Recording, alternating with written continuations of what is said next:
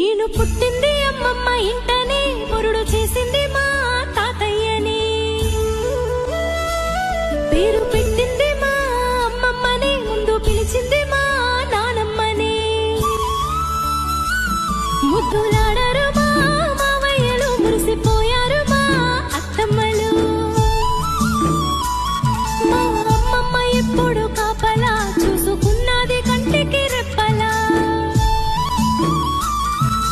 లాల పోసింది, జోల పాడింది, బుగ్గ చుక్క పెట్టి